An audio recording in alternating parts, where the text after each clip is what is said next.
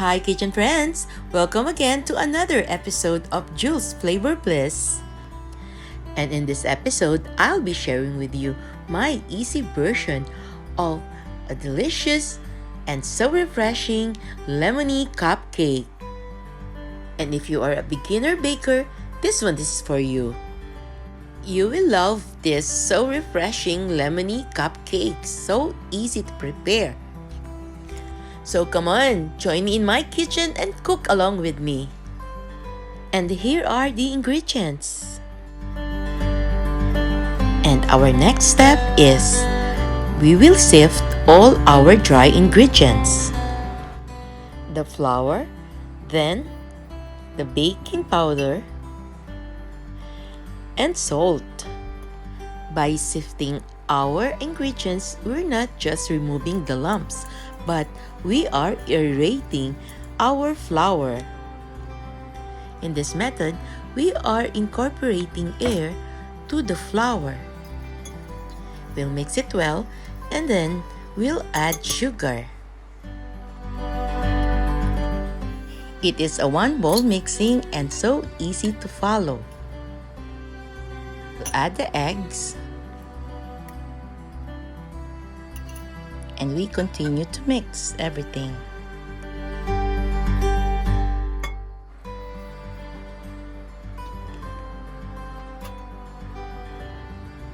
Then we'll add the softened butter.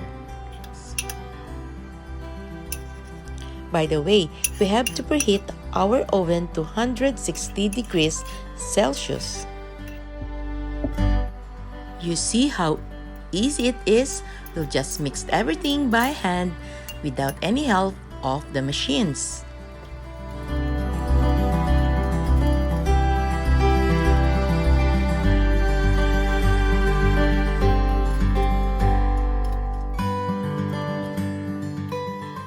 We will also incorporate the lemon zest.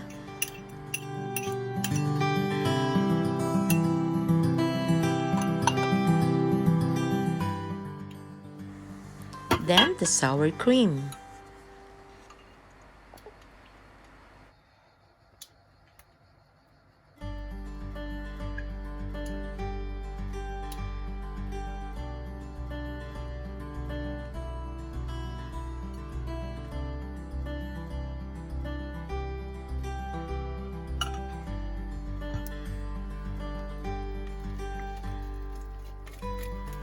And we'll just continue to mix until all ingredients are homogeneous.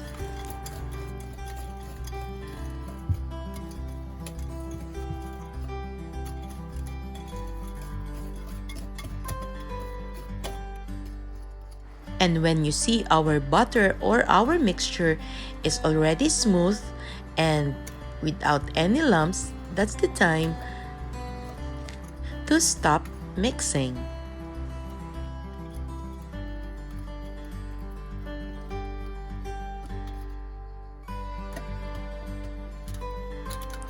Now let's prepare the paper liners.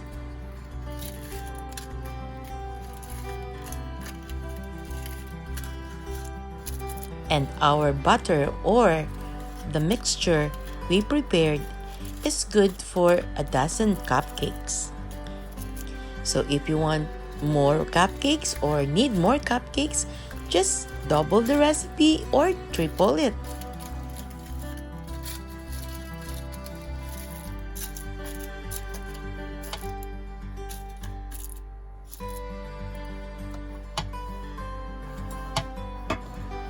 I'll be using a medium scoop, and with the help of this ice cream scooper, we will fill our cupcakes.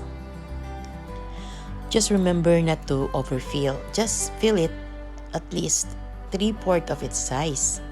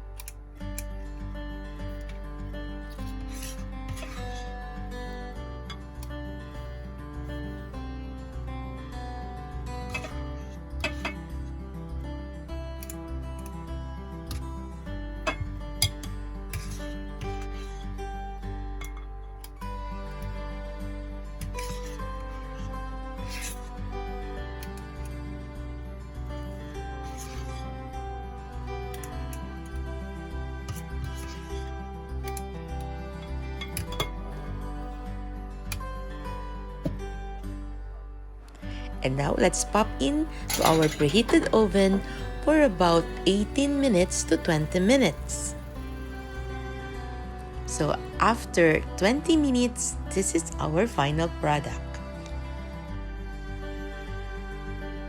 I'm sure you're gonna love this lemony cupcakes for its delicious and so refreshing taste. Also soft and moist. And for the moment of truth, let's try one. Can you see this one? It is so spongy, so soft, and so moist inside.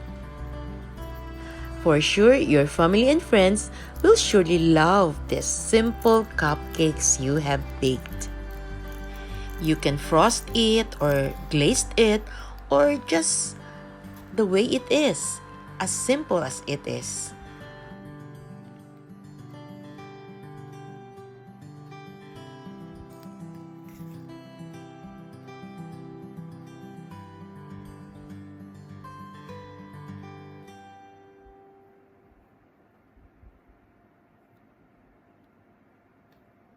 So simple, and it's so yummy yet so simple.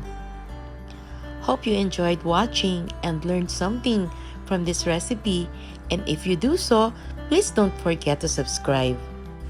Until next Wednesday, I still got a lot more in store for you. Please stay tuned. Thanks for watching. Please stay safe and stay well. God bless. Bye.